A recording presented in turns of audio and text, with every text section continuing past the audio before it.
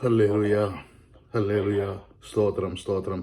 കടന്നു വന്ന എല്ലാ ദൈവമക്കളെയും കർത്താവിൻ്റെ ദാസന്മാരെയും യേശു ക്രിസ്തുവിൻ്റെ നാമത്തിലുള്ള എൻ്റെ സ്നേഹവന്ദനത്തെ ഞാൻ അറിയിക്കുന്നു. ഹല്ലേലൂയ. നമുക്ക് ഇന്ന് രാത്രികാലം 2 തീമോഥെയോസിൻ്റെ 3-ാം അധ്യായത്തിൽ നിന്ന് അതിൻ്റെ 16-17 വാക്യം വായിക്കാം. എല്ലാ തിരുവഴുത്തും ദൈവശാസ്ത്രീയമാകിയാൽ ദൈവത്തിൻ്റെ മനുഷ്യൻ സകല സൽപ്രവർത്തിക്കും വക പ്രാപിച്ച് തികഞ്ഞവൻ ആകേണ്ടതിന് ഉപദേശത്തിനും ശാസനത്തിനും ഗുണീകരണത്തിനും നീതിയിലെ അഭ്യാസത്തിനും പ്രയോജനമുള്ളത് ആകുന്നു. ഹല്ലേലൂയ.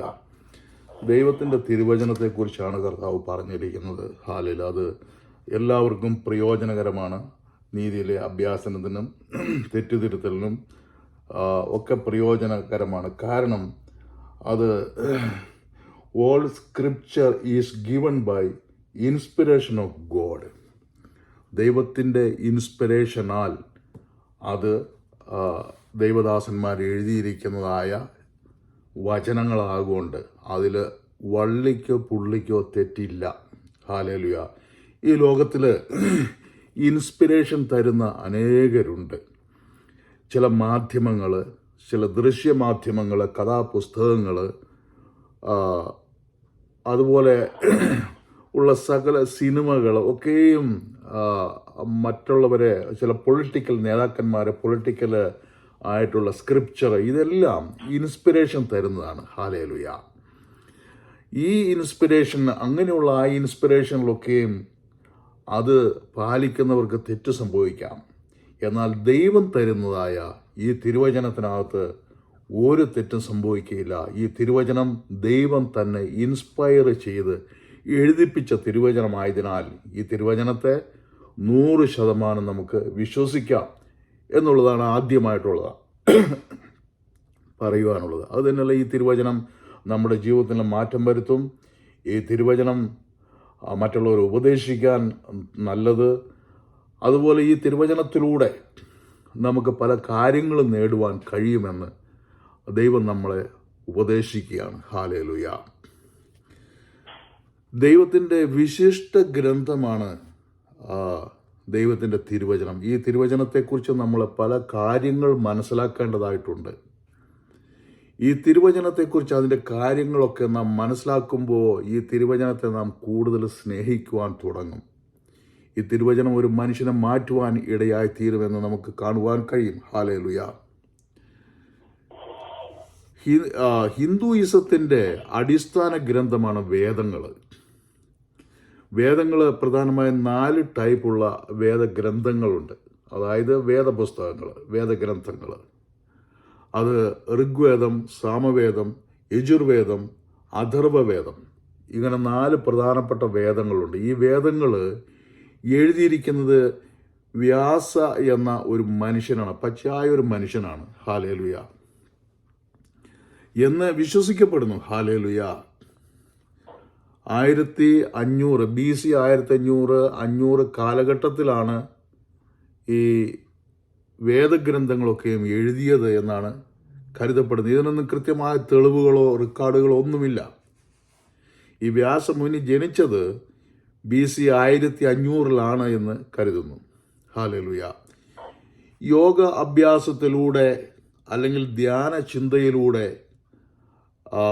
അദ്ദേഹം വനാന്തരങ്ങളിലും മറ്റും ധ്യാനിച്ചൊക്കെ ഇരുന്നത് കൊണ്ട് അദ്ദേഹത്തിൻ്റെ ഭക്ഷണം എന്ന് പറയുന്നത് നല്ല വെള്ളവും ഫ്രൂട്ട്സും പച്ചിലകളുമൊക്കെ ആയിരുന്നിരിക്കണം. ഹല്ലേലൂയ.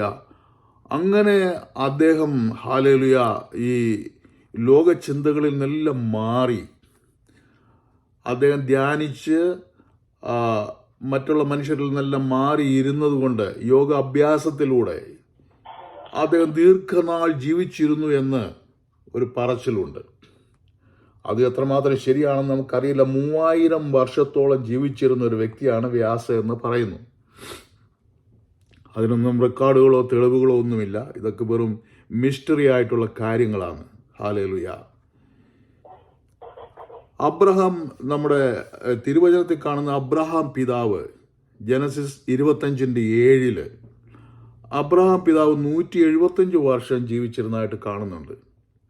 അബ്രഹാം ജീവിച്ചിരുന്ന കാലഘട്ടം BC 1800. ഹല്ലേലൂയ. അതുപോലെ അദ്ദേഹത്തിൻ്റെ പുത്രനായ യാക്കോബ് 147 വർഷക്കാലം ജീവിച്ചിരുന്നു. അന്നത്തെ കാലത്തൊക്കെയും ഹല്ലേലൂയ ജീവിക്കുന്ന മനുഷ്യർക്ക് ദീർഘായുസ് ഉണ്ടായിരുന്നു സ്വതവേ.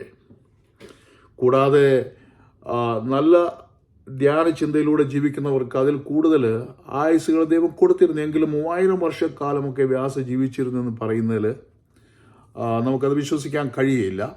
അതിന് തെളിവുകളുമില്ല. ഹല്ലേലൂയ.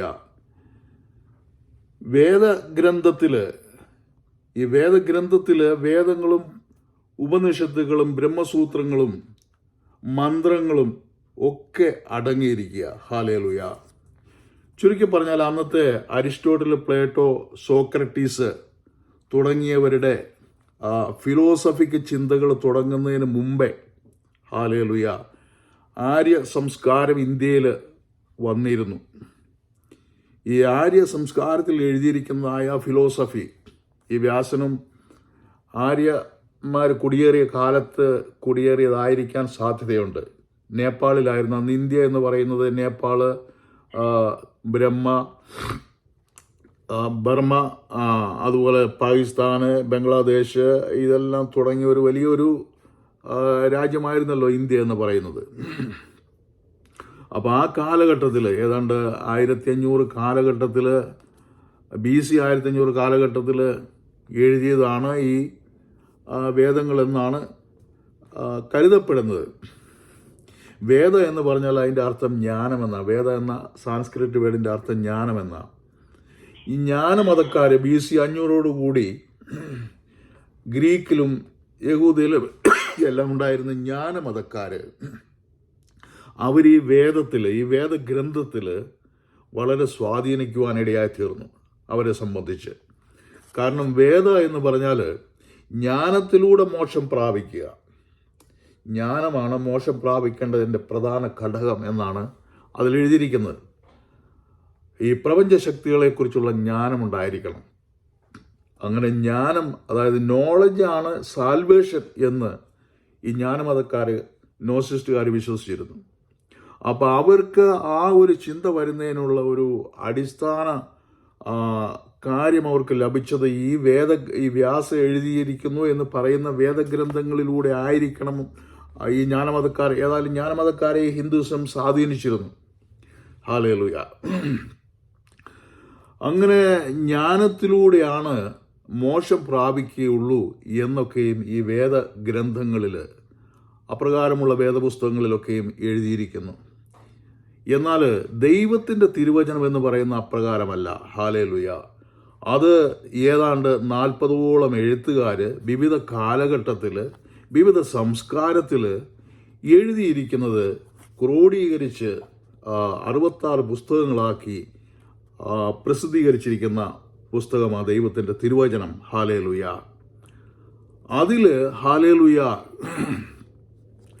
അതിൽ എഴുത്തുകാരൊക്കെയും മോശ ആയിരിക്കണമല്ലോ ആദ്യത്തെ എഴുത്തുകാരൻ. മോശ ഏതാണ്ട് 3500 വർഷങ്ങൾക്ക് മുമ്പ് മിസ്രൈമിലെ കൊട്ടാരത്തിൽ ജീവിച്ച ഒരു വ്യക്തിയായിരുന്നു. അപ്പോൾ അന്നത്തെ ഏറ്റവും വലിയ വിദ്യാഭ്യാസം പ്രാപിച്ച ഒരു വ്യക്തിയായിരുന്നു മോശ. ആ മോശ എഴുതിയ ഗ്രന്ഥം മുതൽ ദാവീദ് എഴുതിയിട്ടുണ്ട്.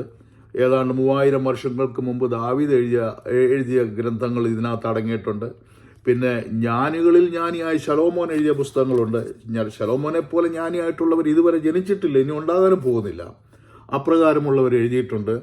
ആട്ടിടയന്മാർ എഴുതിയിട്ടുണ്ട്. അതിൽ വൈദ്യന്മാർ എഴുതിയിട്ടുണ്ട്.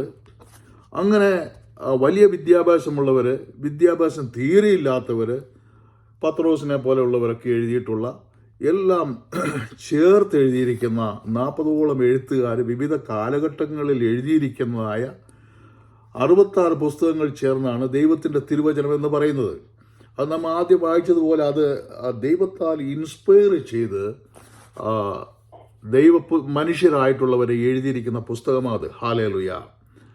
അതുകൊണ്ടാണ് നമുക്ക് പൂർണ്ണമായി വിശ്വസിക്കുവാൻ കഴിയുന്നത്. ഹല്ലേലൂയ. ഈ നമ്മുടെ കയ്യിലുള്ള പുസ്തകത്തിൽ എഴുതിയിരിക്കുന്നത് സത്യവേദപുസ്തകം എന്നാണ് എഴുതിയിരിക്കുന്നത്. ഈ വേദപുസ്തകങ്ങൾ അനേകമുണ്ടെങ്കിലും സത്യവേദപുസ്തകം ഒന്നേ ഉള്ളൂ. അതുകൊണ്ടാണ് അത് പരിശുദ്ധാത്മാ അതിൻ്റെ ഹെഡിങ് ആയിട്ട് സത്യവേദപുസ്തകം എന്ന് എഴുതിയിരിക്കുന്നത്. ഇംഗ്ലീഷിലാണെങ്കിൽ ദി ഹോളി ബൈബിൾ എന്ന് എഴുതിയിരിക്കുന്നത്, വിശുദ്ധ പുസ്തകം.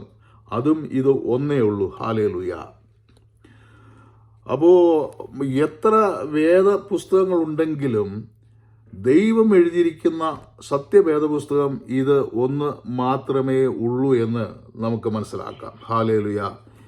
ഈ 66 പുസ്തകങ്ങൾ വിവിധ 40ഓളം മനുഷ്യരെ വിവിധ കാലഘട്ടത്തിൽ, വിവിധ സ്ഥലങ്ങളിൽ, വിവിധ സാഹചര്യങ്ങളിൽ എഴുതിയതാണെങ്കിലും അതിൻ്റെ കേന്ദ്ര ബിന്ദു എന്ന് പറയുന്നത് ദൈവത്തിന് മനുഷ്യനോടുള്ള സ്നേഹം പ്രദർശിപ്പിക്കുകയാണ്. ഹല്ലേലൂയ. ദൈവം മനുഷ്യരെ എത്രമാത്രം സ്നേഹിച്ചിരുന്നു എന്നും മനുഷ്യരെ സാൽവേഷനിലേക്ക് കൊണ്ടുവരുവാൻ ദൈവം ചെയ്തിരിക്കുന്ന ത്യാഗങ്ങളെക്കുറിച്ചുമാണ്, ആ ദൈവത്തിൻ്റെ പദ്ധതികളെക്കുറിച്ചാണ് ഈ 66 പുസ്തകങ്ങളിലും അതിൻ്റെ കേന്ദ്ര ബിന്ദു എന്ന് പറയുന്നത്. ഹല്ലേലൂയ. അതുപോലെ ഈ പുസ്തകങ്ങൾ അത് വിദ്യാഭ്യാസമില്ലാത്തവർ എഴുതിയിട്ടുണ്ട്, പത്രോസിനെ പോലുള്ളവർ എഴുതിയിട്ടുണ്ട്. അവരൊക്കെ എഴുതിയ പുസ്തകങ്ങളുടെ ആന്തരികമായ അർത്ഥം ഇന്നും പലർക്കും അത് ഗ്രഹിക്കുവാൻ കഴിയുന്നില്ല. അത്രമാത്രം ജ്ഞാനമേറിയ പുസ്തകമാണ്. അത് ഓരോ കാലഘട്ടത്തിലേക്കും പറ്റിയ, ഓരോ കാലഘട്ടത്തിലും വായിക്കാൻ പറ്റിയ പുസ്തകമാണത്. ഹല്ലേലൂയ. മറ്റേതൊരു പുസ്തകത്തെക്കാളും ഏറ്റവും കൂടുതൽ വിറ്റഴിയുന്ന ഒരു പുസ്തകമാണ് ഈ സത്യവേദ പുസ്തകം. ലോകത്തിലെ മറ്റേതൊരു പുസ്തകത്തെക്കാളും ഏറ്റവും കൂടുതൽ ഭാഷകളിലേക്ക് വിവർത്തനം ചെയ്യപ്പെട്ട പുസ്തകം ഈ സത്യവേദ പുസ്തകമാണ്. ഹല്ലേലൂയ. എബ്രായ, അരാമ്യ, യവന ഭാഷകളിലാണ് ഈ പുസ്തകത്തിൻ്റെ ആദ്യം അത് എഴുതപ്പെട്ടത്. ഹല്ലേലൂയ. ഖുർആൻ അറബി ഭാഷയിലാണ് എഴുതപ്പെട്ടത്. അതുപോലെ വേദ സാൻസ്ക്രിറ്റ് ഭാഷയിലാണ് എഴുതപ്പെട്ടത്. ഖുർആൻ 114 ലാംഗ്വേജുകളിലേക്ക് 2023 സർവേ അനുസരിച്ച് 114 ലാംഗ്വേജിലേക്ക് ഖുർആൻ ട്രാൻസ്ലേറ്റ് ചെയ്തിട്ടുണ്ട്. അതുപോലെ വ്യാസ എഴുതിയിരിക്കുന്ന എന്ന് പറയുന്ന വേദ 100 ലാംഗ്വേജിലേക്ക് തർജ്ജമ ചെയ്യപ്പെട്ടിട്ടുണ്ട്. ഹല്ലേലൂയ. എന്നാൽ ഈ ഓൾഡ് ടെസ്റ്റ്മെന്റ്, ന്യൂ ടെസ്റ്റ്മെന്റ് അടങ്ങിയിരിക്കുന്ന സത്യവേദ പുസ്തകം ഏതാണ്ട് 796 ലാംഗ്വേജുകളിലേക്ക് ട്രാൻസ്ലേറ്റ് ചെയ്തിട്ടുണ്ട്. അപ്പോൾ തന്നെ നമുക്കറിയാം, ഹല്ലേലൂയ, ഏറ്റവും കൂടുതൽ ട്രാൻസ്ലേറ്റ് ചെയ്യപ്പെട്ടിരിക്കുന്ന, ഏറ്റവും കൂടുതൽ ജനങ്ങൾ ഇഷ്ടപ്പെടുന്ന, ഏറ്റവും കൂടുതൽ ജനങ്ങൾ വായിക്കുന്ന ഒരു പുസ്തകമാണ് ഈ സത്യവേദ പുസ്തകം.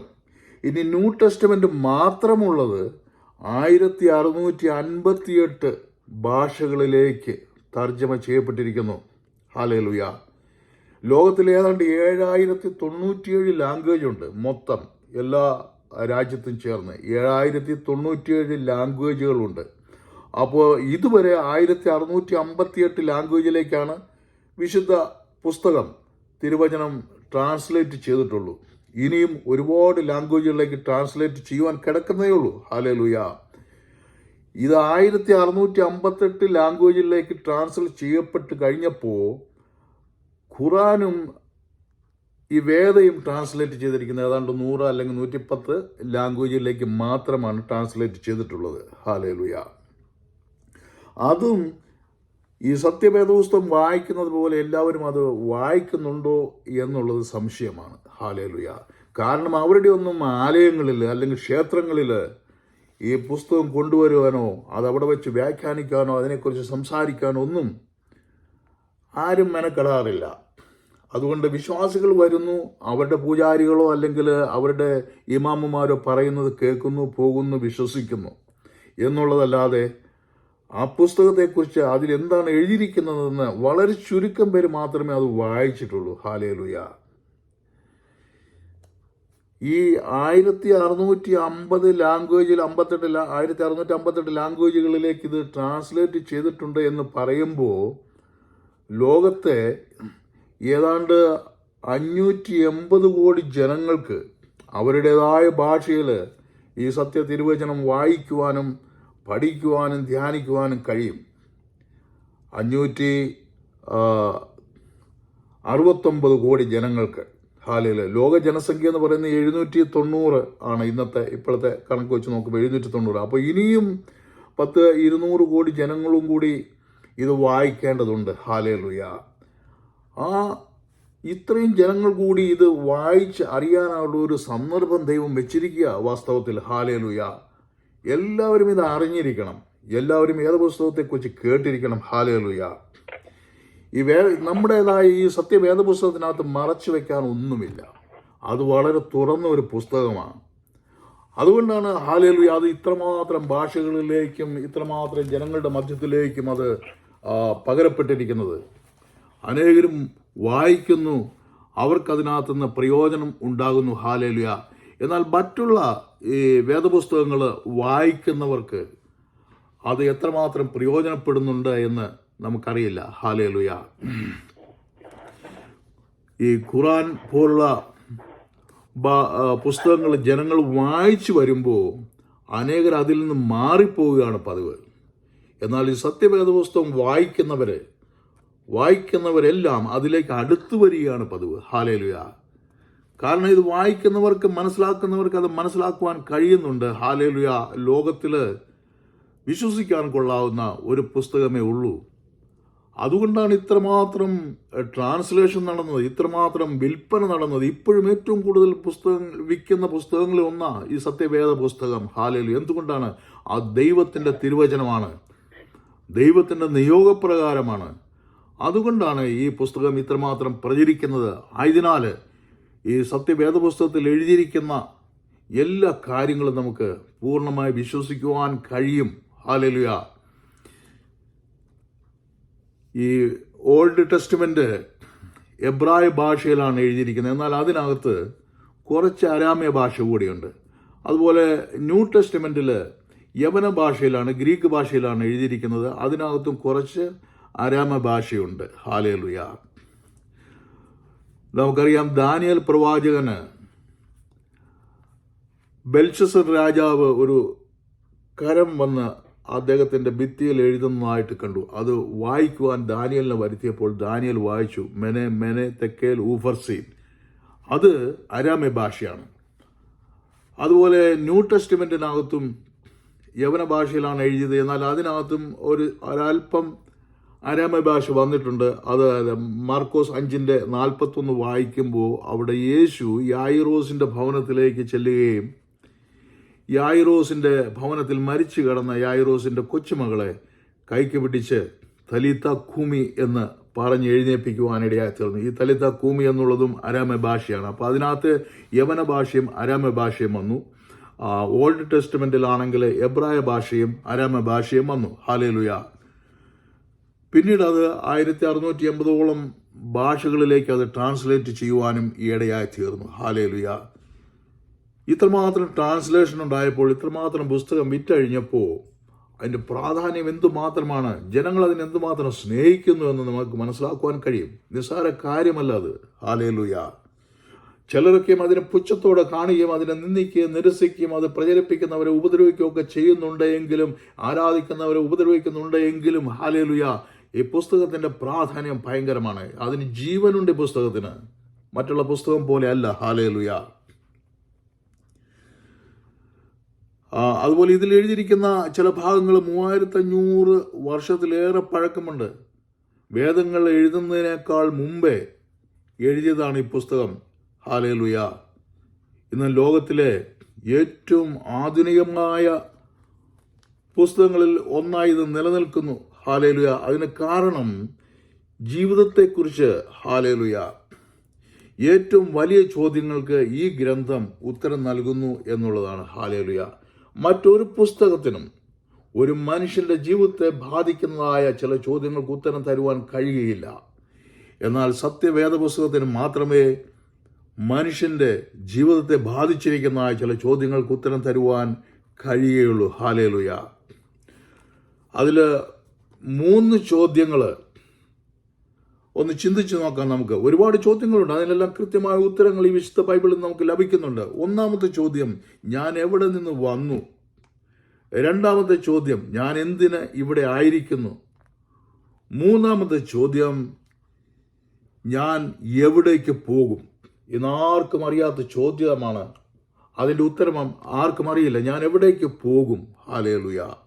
ഇന്ന് അനേക ദൈവദാസന്മാർ സുവിശേഷം അറിയിക്കുമ്പോൾ ഏറ്റവും പ്രധാനമായി അറിയിക്കുന്നത്, ഇന്ന് നീ എവിടെ നിൽക്കുന്നു, നാളെ നീ എന്തിനിവിടെ ആയിരിക്കുന്നു, നാളെ നീ എവിടേക്ക് പോകും? ഹല്ലേലൂയ. എവിടെ നിന്ന് നീ വന്നു, ഇവിടെ നീ എന്തിന് ആയിരിക്കുന്നു, നാളെ നീ എവിടേക്ക് പോകും? ഹല്ലേലൂയ. യേശുവിനെ കുറ്റം വിധിക്കുന്ന പരീശന്മാരോട് യേശു ഒരിക്കൽ പറഞ്ഞു, ഞാൻ എവിടെ നിന്ന് വന്നു എന്നും എവിടേക്ക് പോകുന്നുവെന്നും ഞാൻ അറിയുന്നു, നിങ്ങളും അറിയുന്നില്ല. യോഹന്നാൻ 8:14 അത് പറയുന്നുണ്ട്. ഹല്ലേലൂയ. മനുഷ്യൻ എവിടെ നിന്ന് വന്നു എന്ന് വിശുദ്ധ ബൈബിളിൽ പറയുന്നുണ്ട്. ഹല്ലേലൂയ. ഉൽപ്പത്തി പുസ്തകം 2:7 കുഞ്ഞുവാച്ചാനുണ്ടെങ്കിൽ ഒന്ന് വായിക്കാമോ?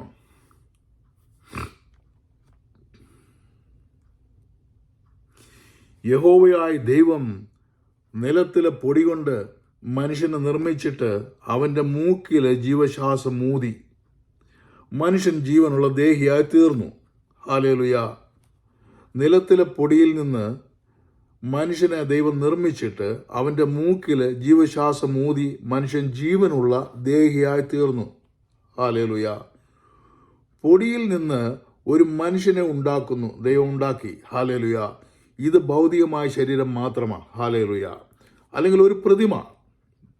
നിലത്തിലെ പൊടിയിൽ നിന്ന് കർത്താവ് ഒരു മനുഷ്യരൂപമുണ്ടാക്കി അതിൻ്റെ മൂക്കിൽ ജീവശ്വാസം ഊതിയപ്പോഴാണ് അത് ജീവനുള്ള ദേഹിയായി തീർന്നത്. ഹല്ലേലൂയ.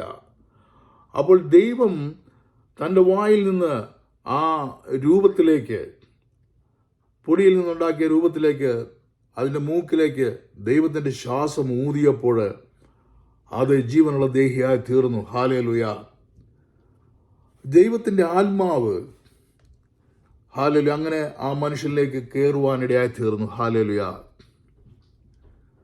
അപ്പോൾ ദൈവത്തിൻ്റെ ആത്മാവ് ആദ്യം മുതൽ ദൈവത്തോടു കൂടെ ഉള്ളത്, അത് ഈ മനുഷ്യനിലേക്ക് ഊതിയപ്പോഴാണ് മനുഷ്യൻ ജീവനുള്ള ദേഹിയായി തീരുവാനിടയായി തീർന്നത്. ഹല്ലേലൂയ. അതുകൊണ്ടാണ് തിരുവചനം പറയുന്നത്, യെരമ്യാവ് 1:5 പറയുന്നുണ്ട്. ഹല്ലേലൂയ.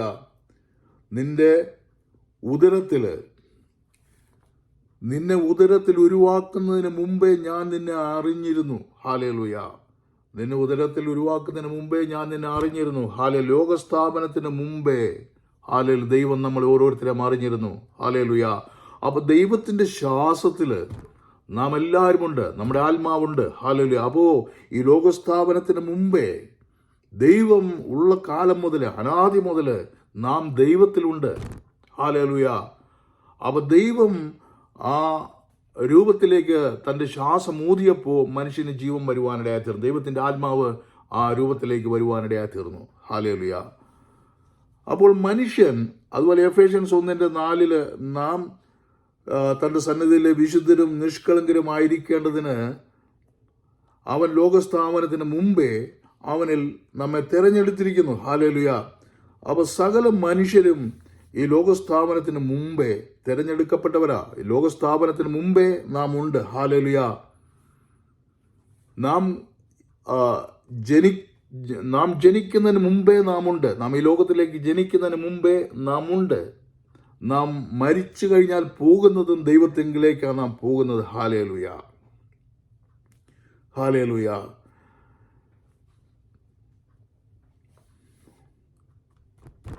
അതുപോലെ ഹല്ലേലൂയ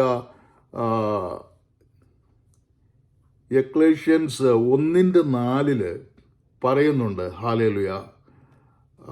എക്ലേഷ്യൻസ് 1:4 അതായത് മനുഷ്യന് പൊടിയിൽ നിന്ന് എടുത്തു, ആ ദേഹം പൊടിയിലേക്ക് തന്നെ പോകും, എന്നാൽ അവൻ്റെ ആത്മാവ് ദൈവത്തിങ്കിലേക്ക് തന്നെ വരും. ഹല്ലേലൂയ. അപ്പോൾ മനുഷ്യൻ അവൻ ഈ ഭൂമിയിലേക്ക് ജനിക്കുമ്പോഴല്ല അവൻ്റെ ജീവിതം തുടങ്ങുന്നത്, അതിനു മുമ്പേ അവനുണ്ട്. ആത്മാവാണല്ലോ വ്യക്തി എന്ന് പറയുന്നത്. ആത്മാവ് ഈ മനുഷ്യൻ ഭൂമിയിലേക്ക് ജനിക്കുന്നതിന് മുമ്പേ ഉണ്ട്, ദൈവത്തിലുണ്ട്. അതാണ് ദൈവം നമ്മളിലേക്ക് ശ്വാസമായി ഊതുന്നത്. ഹല്ലേലൂയ. ഓരോ മനുഷ്യനും ദൈവത്തിലുണ്ട്. ഹല്ലേലൂയ. അവൻ മരിച്ചു കഴിഞ്ഞാൽ അവൻ പോകുന്നത് ദൈവത്തിങ്കിലേക്ക്. അപ്പോൾ മനുഷ്യൻ അനാദി മുതലുണ്ട്. അവൻ മരിച്ചാലും ദൈവത്തിങ്കിലേക്കാണ് പോകുന്നത്. അവൻ മരിച്ച് പോവുകയല്ല, ഹല്ലേലൂയ, മറിച്ച് വീണ്ടും അവൻ മറ്റൊരവസ്ഥയിലേക്ക് ദൈവത്തിങ്കിലേക്ക് തന്നെ പോവുകയാണ്. ദൈവത്തിങ്കിൽ നിന്ന് വന്നവന് ദൈവത്തിങ്കിലേക്ക് പോകുന്നു. ഇനി രണ്ടാമത്തെ ചോദ്യം, ഞാൻ എന്തിനാണ് ഇവിടെ ആയിരിക്കുന്നത്? ഹല്ലേലൂയ. യോശുവ 22:5, ഗലാത്യൻസ് 6:10, എഫേഷ്യൻസ് 4:32 അതിലൊക്കെ പറയുന്നുണ്ട്. ഹല്ലേലൂയ. ആ വാക്യത്തിലൊക്കെ പറയുന്നുണ്ട് നാം എന്തിനാണ് ഇവിടെ ആയിരിക്കുന്നതെന്ന്. നാം ആയിരിക്കുന്നത് ദൈവത്തെ സ്നേഹിക്കുവാന്, ദൈവത്തെ അനുസരിക്കുവാന്. ഹല്ലേലൂയ. അവൻ്റെ പ്രവൃത്തികൾ ചെയ്യുവാന്, നല്ല പ്രവൃത്തികൾ മറ്റുള്ളവർക്ക് വേണ്ടി ചെയ്യുവാന്, ദുർനടപ്പ് വിട്ടൊഴിയുവാൻ, പണത്തെ സ്നേഹിക്കാതിരിക്കുവാൻ, സുവിശേഷം മറ്റുള്ളവരെ അറിയിക്കുന്നതിന്. ഇതിനാണ് നമ്മെ ഇവിടെ ആക്കിയിരിക്കുന്നത്. ഹല്ലേലൂയ. നാം മറ്റുള്ളവരെ സ്നേഹിക്കണം, ദൈവത്തെ സ്നേഹിക്കണം, ദൈവത്തെ അനുസരിക്കണം, മറ്റുള്ളവർക്ക് വേണ്ടി നന്മകൾ ചെയ്യണം, ദുർനടപ്പ് വിട്ടോടണം. അതുപോലെ പണത്തെ സ്നേഹിക്കരുത്, ദൈവത്തിൻ്റെ സുവിശേഷം മറ്റുള്ളവരെ അറിയിക്കണം. ഹല്ലേലൂയ. ഇല്ലെങ്കിൽ എങ്ങനെ മറ്റുള്ളവരെ ഇത് അറിയും? ഈ ഒരു കടമ നാം നിർവഹിക്കുന്നതിന് വേണ്ടിയാണ് ഓരോ മനുഷ്യനും ഈ ഭൂമിയിൽ ആയിരിക്കുന്നത്. ഹല്ലേലൂയ. ഇതിനാണ് നമ്മൾ ഇവിടെ ആക്കിയിരിക്കുന്നത്. ഇനി മൂന്നാമത്തെ ചോദ്യം, ഹല്ലേലൂയ, എവിടേക്ക് പോകും? നാം എവിടേക്കാണ് പോകുന്നത്? എക്ലേഷ്യൻസ് 12:7 പൊടി പണ്ട് ആയിരുന്നത് പോലെ ഭൂമിയിലേക്ക് തിരികെ പോകും. ഹല്ലേലൂയ. എന്നാൽ ആത്മാവ് അതിനെ നൽകിയ ദൈവത്തിൻ്റെ അടുക്കലേക്ക് പോകും. ഹല്ലേലൂയ. അപ്പോൾ ഒരു മനുഷ്യൻ ഭൂമിയിൽ ജനിച്ചപ്പോൾ, ഒരു മനുഷ്യൻ ഭൂമിയിൽ ജനിച്ചപ്പോൾ മുതലല്ല അവൻ്റെ ജീവിത ആരംഭം. ഹല്ലേലൂയ. അവൻ്റെ ജീവിതാരംഭം തുടങ്ങിയത് അവൻ ജനിച്ചപ്പോൾ മുതലല്ല, അതിനു മുമ്പേ. ഹല്ലേലൂയ. അവന് ഭൂമിയിൽ ദൈവത്തിൽ അവനുണ്ട്. ഹല്ലേലൂയ. അതുപോലെ അവൻ ഭൂമിയിൽ മരിക്കുമ്പോൾ അത് അവസാനിക്കുകയുമില്ല. അവൻ ദൈവത്തിങ്കിലേക്ക് തന്നെ തിരികെ ചേരുവാൻ ഇടയായിത്തീരുക. ഹല്ലേലൂയ. മരിക്കുമ്പോൾ അവൻ്റെ ആത്മാവ് ദൈവത്തിങ്കിലേക്ക് ചെന്നു ചേരും. ഹല്ലേലൂയ. ശരീരമോ അത് മണ്ണിലേക്ക് ചേരുവാൻ ഇടയായിത്തീരും. ഹല്ലേലൂയ. അപ്പോൾ ഒരു മനുഷ്യന് എവിടെ നിന്ന് വന്നു, അതുപോലെ അവൻ എന്തിനിവിടെ ആയിരിക്കുന്നു, അതുപോലെ ഞാൻ എവിടേക്ക് പോകും, ഈ 3 ചോദ്യങ്ങൾക്ക്, ചുരുങ്ങിയത് ഈ 3 ചോദ്യങ്ങൾക്ക് ഉത്തരം തരുവാൻ ഈ തിരുവചനത്തിന്, ഈ സത്യവേദ പുസ്തകത്തിന് മാത്രമേ കഴിയുകയുള്ളൂ. ഹല്ലേലൂയ. ഹല്ലേലൂയ. ഈ ജീവിതത്തിൽ നമ്മൾക്കുള്ള സുപ്രധാനമായ ബന്ധം ദൈവവുമായിട്ടാണ്. ഹല്ലേലൂയ. ആ ദൈവവുമായിട്ടുള്ള ബന്ധം നാം സ്ഥാപിക്കുന്നത് ഈ സത്യവേദ പുസ്തകത്തിലൂടെ മാത്രമേ നമുക്ക് ദൈവവുമായിട്ടുള്ള ബന്ധം നിലനിർത്തുവാൻ കഴിയുകയുള്ളൂ. അതുകൊണ്ട് നാം ദിനംതോറും ദൈവത്തിൻ്റെ പുസ്തകങ്ങൾ വായിക്കണം.